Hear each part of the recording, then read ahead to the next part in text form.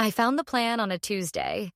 Not a metaphorical plan, an actual, written, numbered, step-by-step plan, organized into phases with timelines and milestones, saved in a chat thread between my husband and his mother that I opened on his iPad while looking for a recipe he'd bookmarked. The iPad was on the kitchen counter. The screen was unlocked. The app was open to their conversation.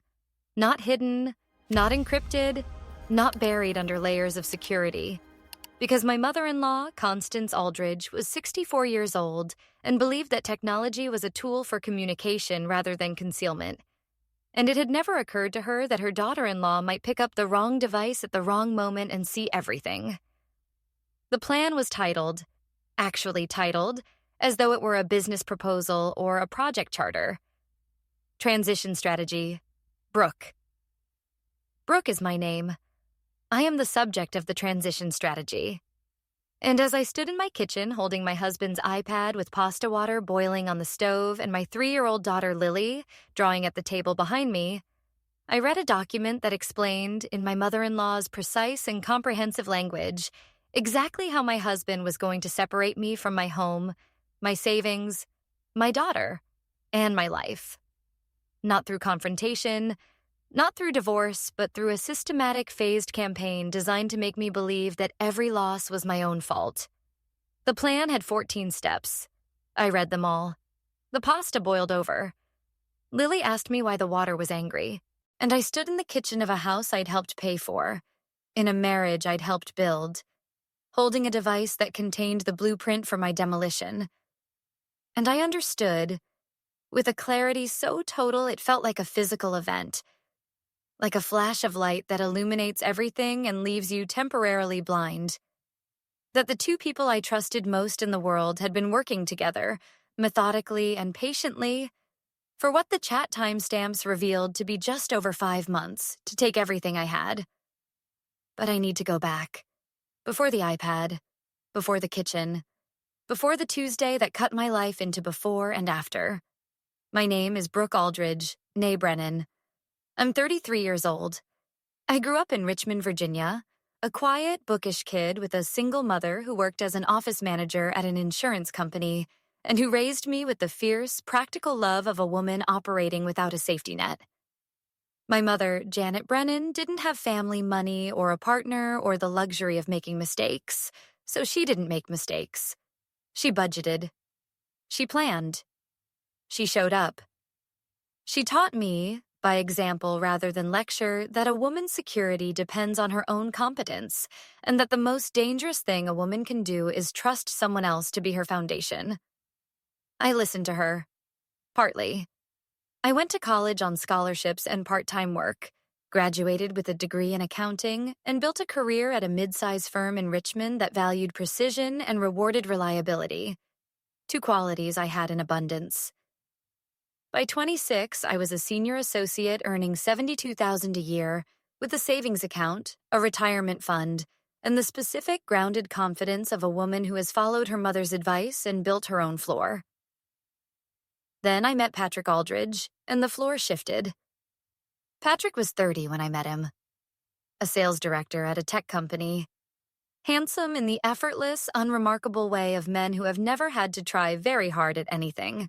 He had an easy smile, a talent for making people comfortable, and the particular social fluency that comes from growing up in a family where confidence was not earned but inherited. Patrick was not self-made. Patrick was Constance-made, shaped, polished, and directed by a mother who had spent 3 decades treating her only son as both her greatest project and her primary investment. Constance Aldridge. I need to describe her carefully because she is the architect of the plan, and architects are defined not by what they build, but by how they think. Constance was 64, widowed for 9 years. Her husband, Gerald, an executive at a pharmaceutical company, had died of a stroke at 57. And she occupied the center of the Aldridge family with the absolute gravitational authority of a woman who had been the primary decision-maker in every room she'd entered since 1987. She was not loud. She was not dramatic. She was something more effective. She was thorough. Constance thought in systems. She analyzed relationships the way engineers analyze load-bearing structures, identifying stress points, calculating tolerances, designing reinforcements. She did not lose her temper. She did not make threats. She made plans. And her plans had the quiet, comprehensive, terrifying quality of documents prepared by someone who has thought of everything, including the possibility that someone might think of something she hadn't thought of, and who has prepared a contingency for that too. I met Constance 1 month after Patrick and I started dating. Dinner at her home, a 4-bedroom colonial in Henrico County that she and Gerald had purchased in 1998, and that Constance had maintained after Gerald's death, with the meticulous attention of a woman preserving not a house but a monument. The dining room was set for 3. The silver was real. The food was catered. Constance did not cook, not because she couldn't, but because she considered cooking a task beneath the scope of her attention, the way a general considers cleaning rifles beneath the scope of command. She assessed me. Not rudely. Constance was never rude, the way a scalpel is never rude. Precisely. She asked about my work, accounting, a nod of approval that I would later understand was approval of my utility, not my profession. She asked about my family. Single mother, no father in the picture.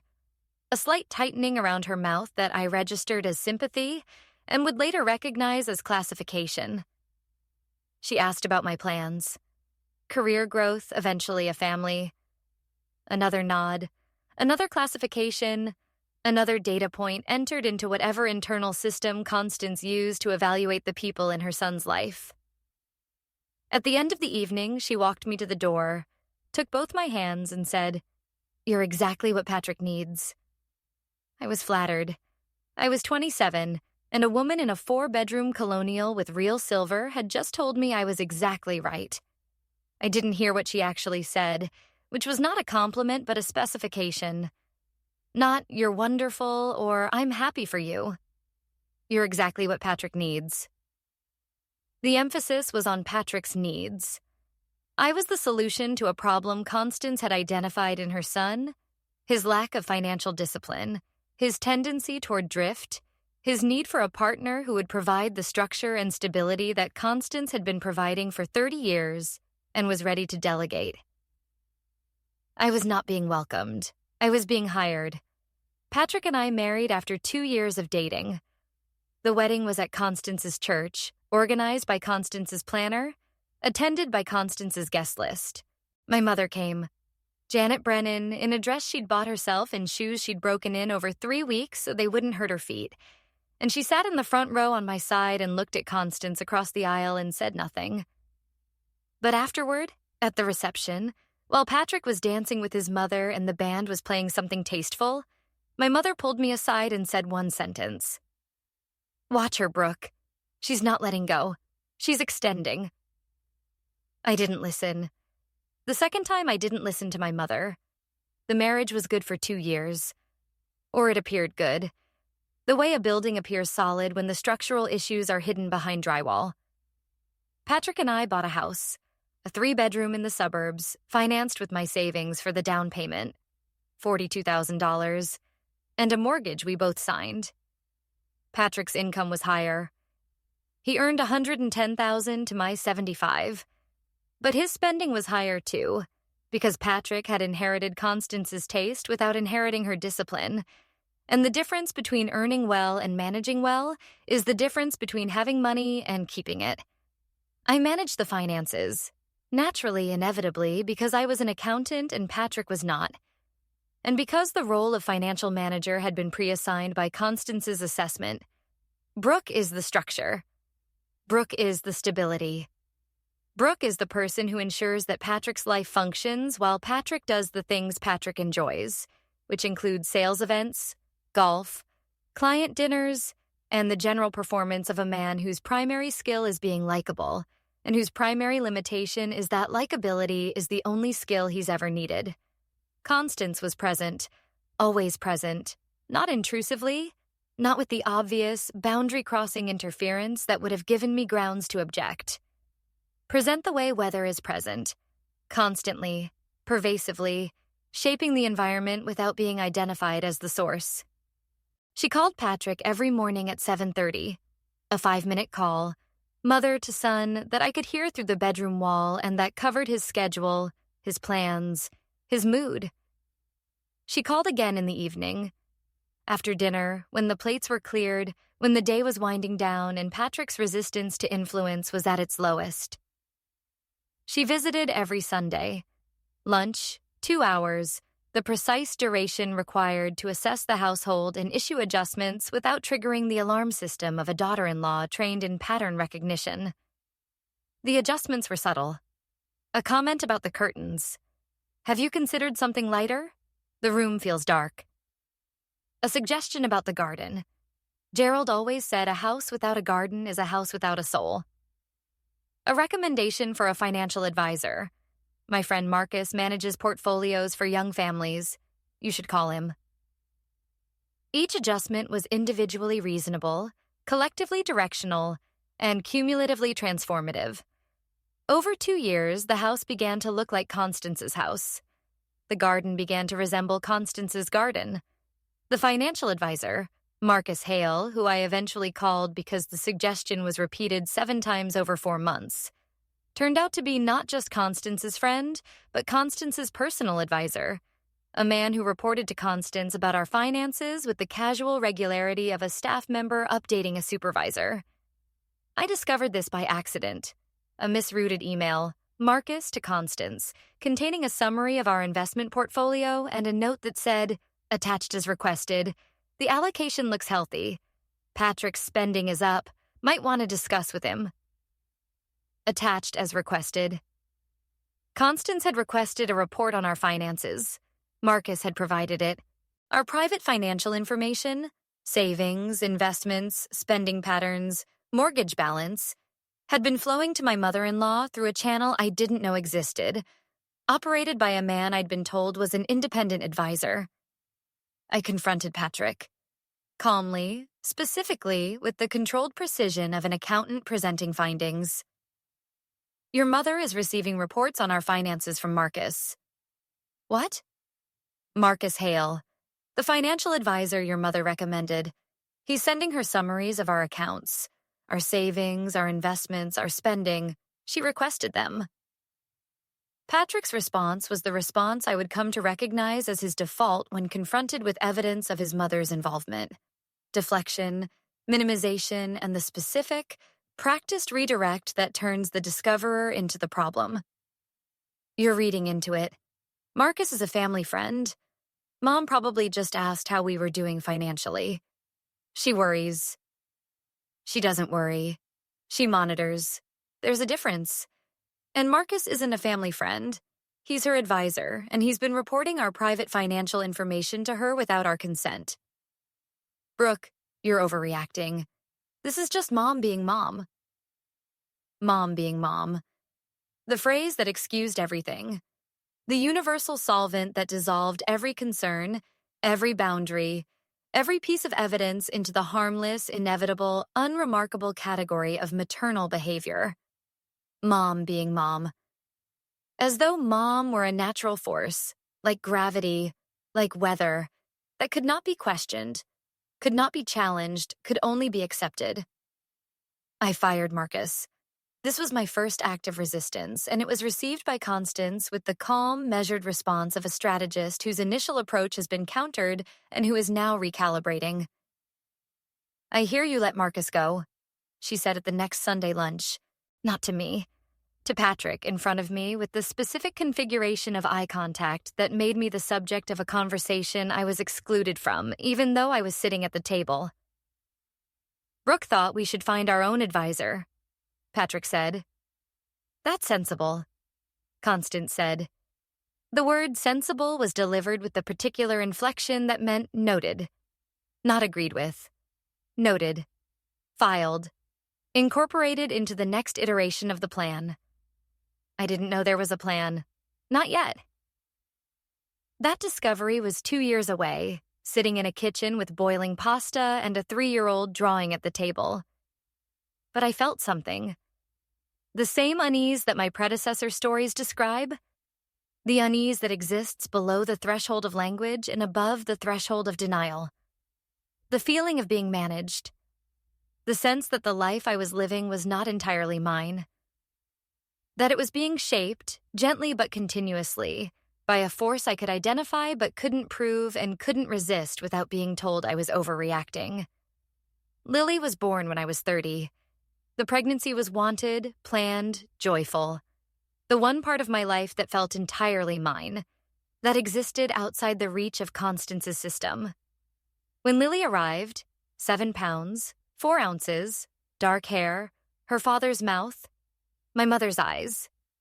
I held her and felt the specific, overwhelming, almost violent love that motherhood produces.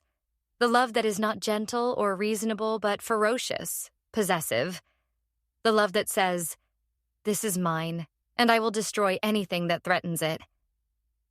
Constance arrived at the hospital 4 hours after the birth. She held Lily.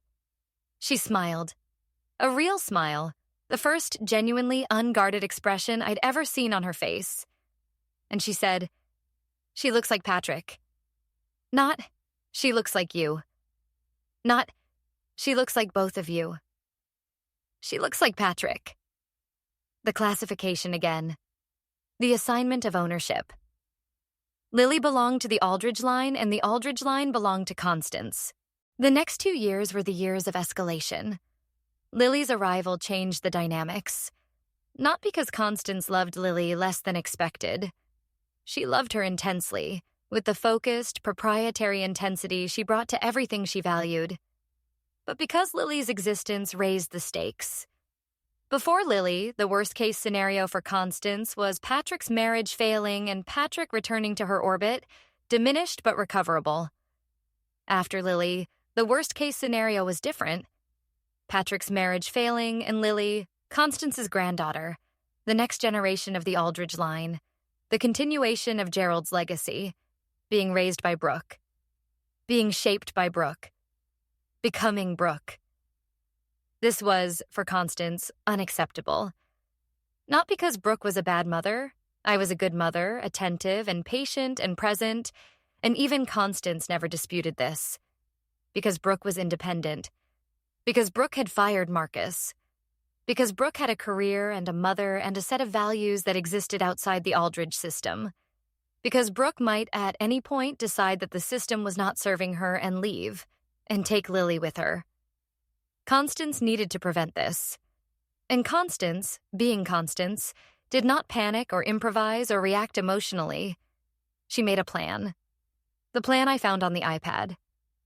Tuesday, 5:47 p.m. Pasta water boiling. Lily drawing. A purple horse, she would later tell me. A horse that lived in the clouds and ate stars. I picked up the iPad to find the recipe Patrick had bookmarked. A carbonara he'd been talking about making. One of his periodic enthusiasms that lasted exactly one attempt. And the screen opened not to a browser, but to a messaging app. And the conversation on the screen was between Patrick and Mom. And the first message visible was, "Phase 3 is going well. She's isolated from Janet now. The argument about the holidays worked perfectly. Haven't spoken in almost 3 weeks. Move to Phase 4 next month. Financial restructuring. Remember? Slow. Gradual. She's an accountant. She'll notice anything sudden." I didn't breathe. I don't mean that metaphorically. My diaphragm stopped contracting. My lungs stopped expanding. My body diverted all resources to my eyes and my brain and the screen in front of me, because the body understands, before the mind does, that what is being read is a survival-level event. I scrolled up. Not quickly. Carefully. Methodically. With the muscle memory of a woman who has spent 11 years reading financial documents and knows that the most important information is in the details, and the details require patience. The chat history went back 5 months. 5 months of messages, not daily, not obsessive, but regular. 2 to 3 times a week. The cadence of a project with a timeline and a manager. And the manager was Constance. The plan, the transition strategy Brooke, was a document Constance had typed and sent as a message 4.5 months earlier. It was long. It was detailed. It was organized into phases, each with objectives, tactics, and success metrics. And reading it, standing in my kitchen, holding an iPad, while my daughter drew purple horses at the table behind me, was the most disorienting experience of my life. Because the document was not the raving of a madwoman or the impulsive scheme of a vindictive mother-in-law. It was rational. It was structured. It was written in the calm, analytical language of a person who has thought carefully about every step and anticipated every variable. And the clinical precision of it was more frightening than any amount of rage or malice, because rage and malice are hot and visible and can be confronted. This was cold. This was architecture. This was a building designed to collapse on top of me. Phase 1. Isolation from external support. Duration, 2 months. Objective, reduce Brooke's access to independent advice and emotional support. Tactics. A. Create friction between Brooke and Janet, her mother, by amplifying existing tensions around holiday scheduling and parenting styles. Patrick to casually mention that Janet said something about your parenting that bothered me. Plant the seed, let Brooke's insecurity do the rest. B. Encourage Brooke to reduce her work hours to spend more time with Lily. Frame as family values, gradually reduce her professional network and income. C. Distance Brooke from her friend group by filling the social calendar with Aldridge family events that conflict with Brooke's existing commitments. I read this and thought, the holiday argument. 3 weeks ago, Patrick had told me that my mother had made a comment about how I was too strict with Lily's bedtime routine. I'd been hurt. I'd called my mother. My mother had denied saying it. I'd been confused, then angry. Not at Patrick, at my mother, because Patrick had delivered the information with such casual, reluctant specificity. I didn't want to tell you, but I thought you should know that it sounded true. And the truth was, it was fabricated. Phase 1, tactic. A. Plant the seed, let Brooke's insecurity do the rest. My work hours. 6 weeks ago, Patrick had suggested, warmly and supportively, that I reduce my schedule to 4 days a week. You're stressed, he'd said. Lily needs you. We can afford it. I'd agreed, reluctantly, because my career mattered to me, but persuaded by the logic that seemed collaborative and caring. Phase 1. Tactic B. Reduce her professional network and income. The social calendar. I thought about the last 3 months. The Sunday lunches with Constance, the Saturday family events, the Friday dinners with Patrick's colleagues that somehow always conflicted with my friend Maya's monthly gathering or my book club or the coffee dates I'd been slowly, imperceptibly canceling. Phase 1. Tactic C. Fill the calendar. Displace the connections. Isolation by substitution. Phase 2. Financial dependency. Duration. 3 months. Objective. Shift financial control from Brooke to Patrick/Constance axis. Tactics. A. Encourage Brooke to add Patrick as primary account holder on all financial accounts. Frame as simplification and partnership. B. Redirect Brooke's automatic savings contributions to a joint investment account managed by a new advisor, Constance to select. C. Gradually increase household expenses attributed to Brooke's preferences, home renovation, Lily's activities, to reduce her personal savings. D. If Brooke resists, Patrick to express hurt. Don't you trust me? I thought we were a team. Phase 2 was in progress.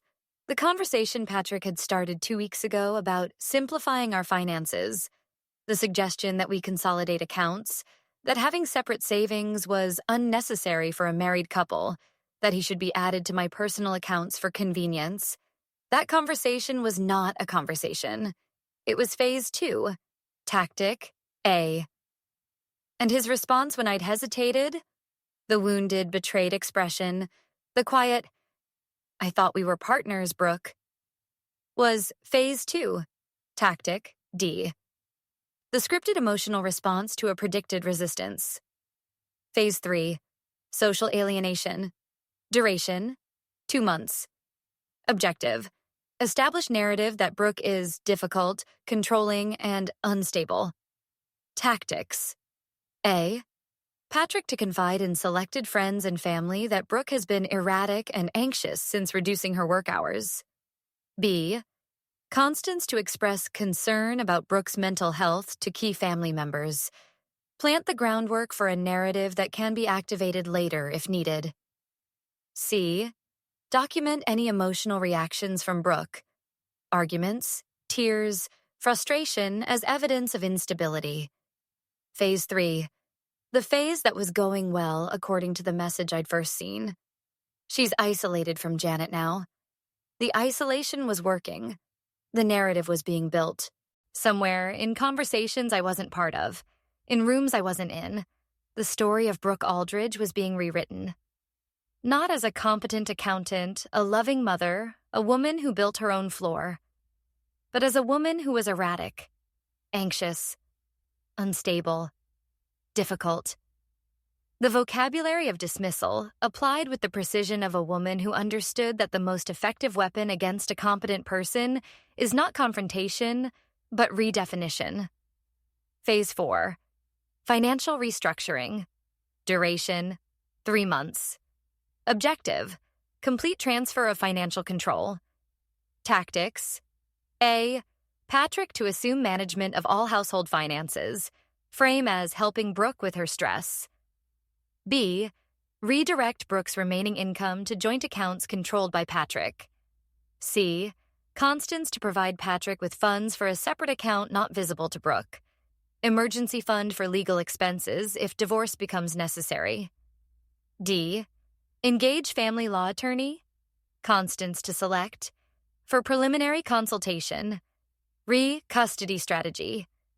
Custody strategy. The words hit me with the force of a physical collision. Custody. Of Lily, my daughter. The 3-year-old drawing purple horses 10 feet behind me while I read a document that described in 14 steps how her mother would be systematically stripped of the resources, relationships, and credibility needed to keep her. Phases 5 through 7 described the endgame. Gradual separation, initiated by Patrick on grounds of irreconcilable differences, and supported by the narrative of Brooke's instability. Custody filing prioritizing Aldridge family resources and stable home environment. Constance's house, the 4-bedroom colonial, offered as the child's primary residence during proceedings. And financial settlement minimized by the prior transfer of assets away from Brooke's control. The final phase, Phase 7, labeled Resolution, contained one sentence. Lily grows up Aldridge. Lily grows up Aldridge. 4 words, the objective, the purpose. The reason for the 14 steps and the 5 months of messages and the fabricated arguments and the reduced work hours and the narrative of instability. Not to destroy me. Destruction was a means, not an end. The end was Lily. The end was ensuring that Constance's granddaughter was raised inside Constance's system, shaped by Constance's values, maintained by Constance's resources, and separated from the woman who would, raise her differently. I set the iPad down, turned off the stove, wiped the counter where the pasta water had overflowed, performed, for 60 seconds, the mechanical actions of a woman in a kitchen, because the mechanical actions were the only things my body knew how to do while my mind processed the information that the life I was living was a controlled demolition, and the detonator was being held by my husband and his mother, and the countdown had been running for 5 months, and I had not known. Lily looked up from her drawing. "Mama, the water was angry." "I know, sweetheart. It's okay now." "Is the pasta ready?" "Not yet. Mama needs a minute." I took the iPad to the bathroom, locked the door, and for 20 minutes, the most focused, disciplined, important 20 minutes of my life, I documented everything. I photographed every message, every phase, every tactic, every timestamp. I scrolled through 5 months of conversation between my husband and his mother and captured it all. The strategy sessions, the progress reports, the adjustments. She's pushing back on the account consolidation. Patrick, remember, wounded, not angry. Express hurt, not pressure. The moments of satisfaction. Phase 1 complete. Janet hasn't called in 3 weeks? Well done. And the clinical, devastating efficiency of 2 people dismantling a woman's life the way an engineer dismantles a structure. Load by load, beam by beam, according to plan. I sent the photographs to my personal email, to my mother's email, to a new cloud account I created in the bathroom in 4 minutes. Redundancy. Backup. The accountant's instinct. Never have only 1 copy of critical documents.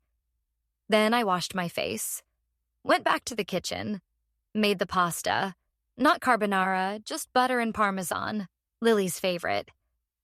Set the table. Called Patrick, who was at a client dinner. The chat log showed no mention of a client dinner. Phase 3 included maintain social schedule that reduces time at home, reducing Brooke's opportunity to observe inconsistencies. Told him dinner was ready whenever he got home. Kept my voice steady. Kept my hands steady. Performed the role of a woman who doesn't know, because the plan depended on my not knowing, and the plan's greatest vulnerability was that I now did. Patrick came home at 9. I was in bed, lights off, performing sleep. He checked on Lily, a gesture I used to find tender and that now registered as surveillance, a man verifying the location of the asset. He got into bed. He fell asleep. I did not sleep. At 6 the next morning, I called my mother. She picked up on the first ring. Mom, I need help. I'm here. Are you sitting down? I'm always sitting down at 6 in the morning. I'm 61, Brooke. What's wrong?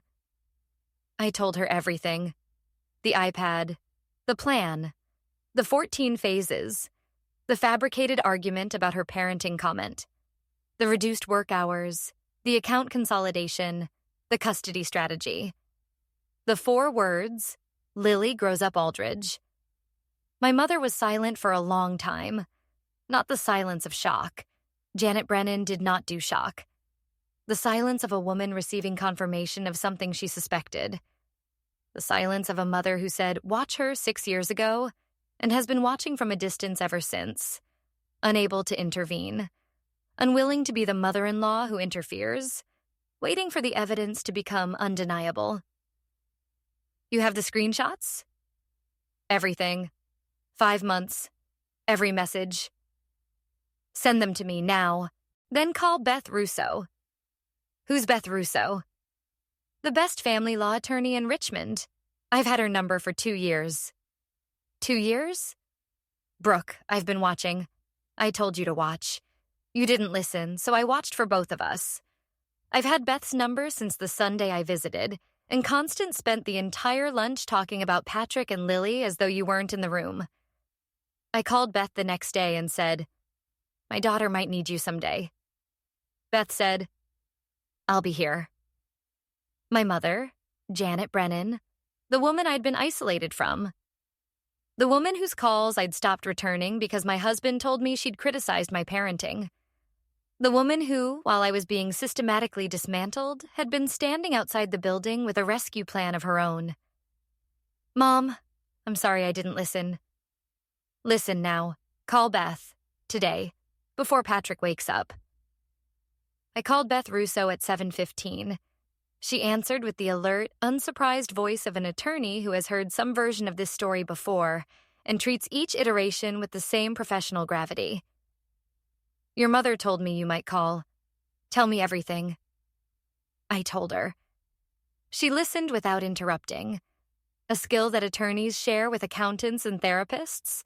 The skill of receiving information without contaminating it with reaction. The screenshots are critical, she said when I finished.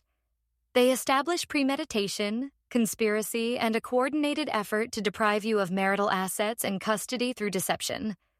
The fabricated argument with your mother is particularly important. It demonstrates a pattern of deliberate alienation. And the custody language. Lily grows up Aldridge. That's the kind of statement that judges remember. What do I do? You do nothing visible. You continue the performance, the marriage, the routine, the role they've assigned you. You do this because the moment Patrick and Constance know that you know, they'll accelerate the plan. They'll move assets. They'll activate the narrative. They'll consult their attorney, the one Constance was going to select. You need to move first, and you need to move from a position of strength. And strength means preparation. Beth's preparation took 6 weeks. 6 weeks of the most disciplined acting I've ever done. 6 weeks of cooking dinner and discussing finances and attending Sunday lunches at Constance's Colonial and nodding at suggestions and performing the role of a woman who was unaware, compliant, transitioning smoothly through the phases of her own demolition. 6 weeks of smiling at Constance across the dinner table while knowing that the woman passing me the salt was simultaneously managing a campaign to take my daughter. 6 weeks of sleeping beside Patrick while knowing that the man whose breathing I could hear in the dark was not my partner, but my opponent. During those 6 weeks, I did the following. I contacted my firm and requested a return to full-time hours. My supervisor, a woman named Diana who had been puzzled by my reduction in the first place, approved immediately. My income was restored. My professional network was reactivated. Phase 1, tactic B, reversed. I called my mother. Every day, sometimes twice. I told her about the fabricated parenting comment. She said, "I never said that, Brooke. I never would." I knew, I'd known, somewhere beneath the insecurity that the plan had exploited, that my mother would never criticize my parenting. The plan had used the space between knowing and trusting, the gap where insecurity lives, and I had let it. Phase 1, tactic A, reversed. I called Maya. I called my book club. I called every friend I'd been too busy to see for 3 months and said, "I'm sorry, I'm back." Phase 1, tactic C, reversed. I opened a personal bank account at a credit union. Not the one Patrick and I used. Not one connected to any Aldridge resource. I redirected my automatic savings contributions to this account. I moved $40,000 of personal savings, money I'd earned before the marriage, money that was legally mine, into the new account. Phase 2, neutralized. Beth prepared the filing, divorce petition, emergency custody motion, and the element that would define everything that followed. A request for a temporary restraining order based on the documented pattern of emotional manipulation, financial coercion, and conspiracy to deprive me of parental rights. The screenshots were attached as exhibits, all 14 phases, all 5 months of messages. The 4 words, Lily grows up Aldridge. On the morning of the 7th week, I dropped Lily at daycare, drove to the courthouse, and filed. Patrick was served at work at 11 a.m. Constance was served at her home at 11:15. The coordination was deliberate. Beth wanted them to receive the news simultaneously, preventing either from warning the other and initiating the acceleration she'd predicted. Patrick called me at 11:07. I let it ring. He called again. I let it ring. He called a third time, and I answered. Not because I was ready to talk, but because Beth had advised me to have one documented conversation in which Patrick's reaction was captured. "Brooke, what is this?" "It's a divorce petition and an emergency custody motion." "Custody. Brooke, you can't. What is happening?" Phase 4, Patrick. Financial restructuring. Remember? Your mother's plan. The one on your iPad. The one that describes in 14 steps how to separate me from my home, my savings, my daughter, and my life. That plan. I found it. I read it. I photographed it. And now it's Exhibit A in a custody filing that your mother is receiving at her front door right now. Silence. The silence of a system crash. Total, absolute. the absence of all output from a processor that has received input it was never designed to handle. You read the messages. Everyone. 5 months. Every phase, every tactic, every progress report. Phase 1 complete. Janet hasn't called in 3 weeks. Well done. She's pushing back on account consolidation. Remember, wounded, not angry. Lily grows up Aldridge. I read it all, Patrick. And I've been reading it for 6 weeks while you slept beside me and your mother passed me the salt on Sundays. And both of you believed, because the plan told you to believe, that I was isolated, dependent, unstable, and controllable. I am none of those things. I was never any of those things. You just needed me to be, because the plan required it. Brooke, let me explain. There is no explanation. There is a document. The document describes a conspiracy between a husband and his mother to strip a wife of her financial independence, her social support, her parental credibility, and her child. The document uses words like phase and tactic and success metric. It is not a misunderstanding. It is not mom being mom. It is a plan, and I have it. And so does my attorney, and so does the court. Mom was just trying to help. Your mother was trying to take my daughter. That's not help. That's warfare. And she conducted it with the precision and patience of a woman who has been planning other people's lives for 30 years and has never been told no. I'm telling her no. I'm telling you no. And I'm doing it with the same thoroughness she used to plan my destruction. Because I learned something from Constance Aldridge, Patrick. I learned that the most effective response to a plan is a better plan. Patrick didn't respond. The line was open. I could hear his breathing, the office background noise, the distant sound of a workplace continuing its business while a man sat at his desk and watched the architecture of his mother's strategy collapse around him. I'll be at the house tonight to pick up Lily's things, I said. The rest will be handled by my attorney. Her name is Beth Russo. Your mother might want to write that down. The hearing was 3 weeks later. Beth had requested an expedited schedule based on the documented manipulation, and the judge, a woman named Patricia Holden, who had been on the family court bench for 18 years and who had, according to Beth, a very specific reaction to parents who treat custody as a chess game, granted it. The courtroom was small.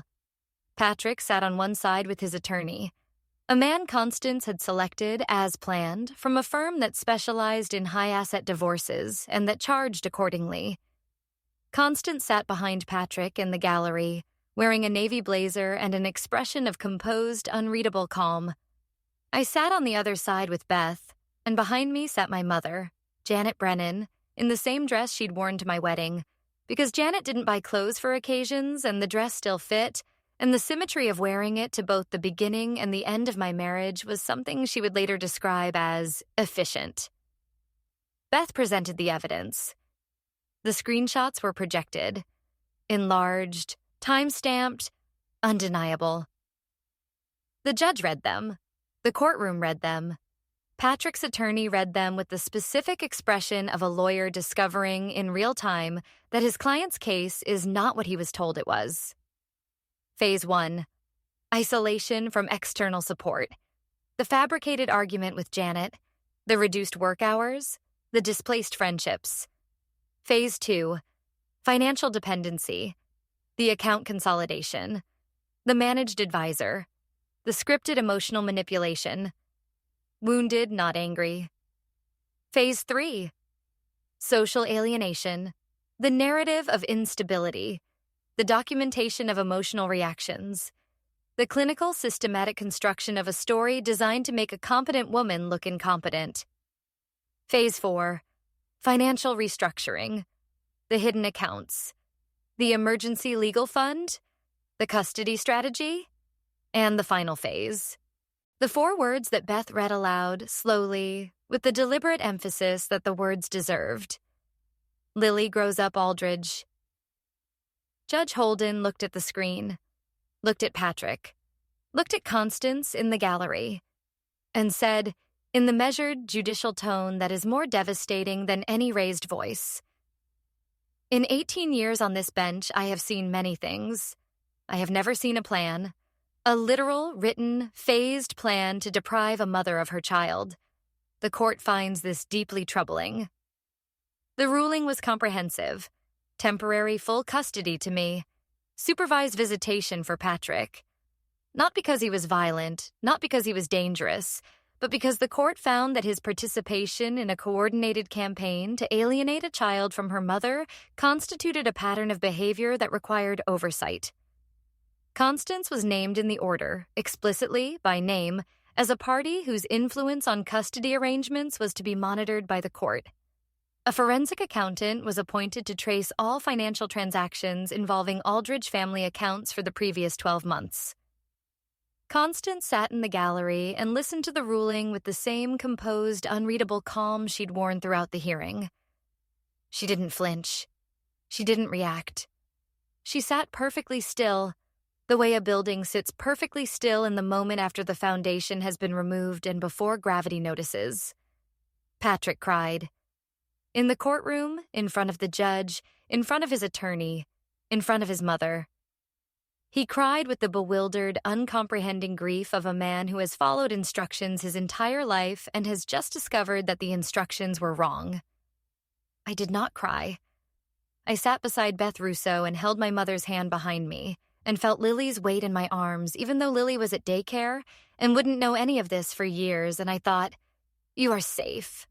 You are mine. And nobody, no plan, no phase, no strategy is going to take you from me. The divorce was finalized 4 months later. I received primary custody. Patrick received supervised visitation, transitioning to unsupervised after 6 months of compliance and a parenting course that the judge mandated. The financial settlement was equitable.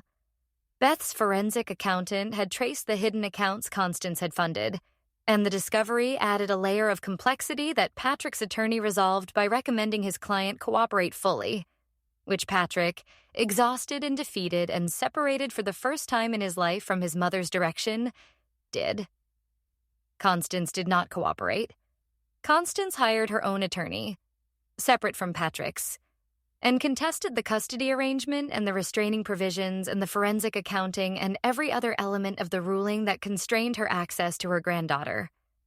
The contest failed. The evidence was too comprehensive, the plan too documented, the 4 words too indelible. Lily Grows Up Aldridge followed Constance through every filing and every hearing and every judicial review, a sentence that she had written as an objective and that had become, instead, an epitaph for her authority. I live in Richmond, in an apartment, temporary, small, mine. Lily has her own room, decorated with drawings of purple horses that eat stars, because Lily is 4 now, and her imagination has only grown larger and more specific and more beautiful. My mother visits every weekend.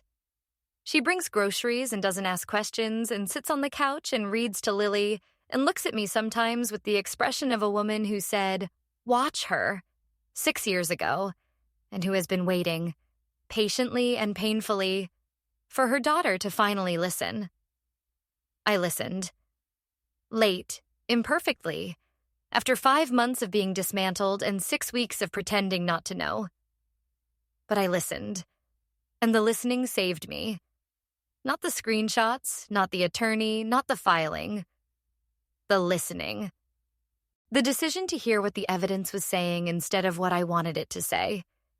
The decision to trust the pattern instead of the performance. The decision to be the accountant my mother raised me to be. A woman who reads the documents, follows the numbers, and doesn't let anyone, not a husband, not a mother-in-law, not a 14-phase plan, tell her that the numbers are wrong. Patrick and I don't speak except through attorneys. This will change. Beth says co-parenting requires communication, and communication requires time, and time requires the specific, painful, incremental process of rebuilding trust between 2 people who have none. I'm not ready for that yet. I'm ready for Lily's drawings and my mother's weekends and the apartment that is small and temporary and mine. Constance I don't see at all. The court order restricts her involvement in custody matters, and Patrick's supervised visitation takes place at a neutral location that Constance is not permitted to attend. She exists, somewhere in Henrico County, in the 4-bedroom colonial with the real silver and the catered meals and the garden that Gerald always said a house without was a house without a soul. She exists, and she plans. I have no doubt that Constance is still planning, because planning is what Constance does, the way breathing is what lungs do. But her plans no longer have jurisdiction over my life. Her phases don't apply to my timeline. Her transitions don't include my name. I am Brooke Brennan, not Aldridge, Brennan. I reclaim the name the day the divorce was final, and I use it now the way my mother uses it, as a foundation. A floor I built myself. A surface I stand on that belongs to no one else and that cannot be restructured, consolidated, or transferred to a joint account managed by someone who reports to someone who plans.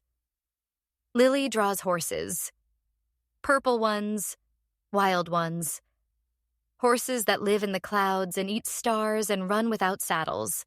She draws them at the kitchen table in an apartment where the iPad is mine, and the passwords are mine, and the door is locked with a lock I control. And every night, after the drawings are done and the pasta is eaten and Lily is in bed and the apartment is quiet, I sit at the table and I read. Not messages. Not plans. Not the 14 phases of a document designed to dismantle me. I read the books I didn't have time for when I was being managed. I read the novels Maya recommended. I read the chapters of a life that is being written. Not by Constance, not by Patrick, not by anyone with a strategy and a timeline and a transition plan. By me, 1 page at a time. In my own handwriting. In my own name. Brennan. The name my mother gave me. The name I gave back to myself. The only plan I follow now.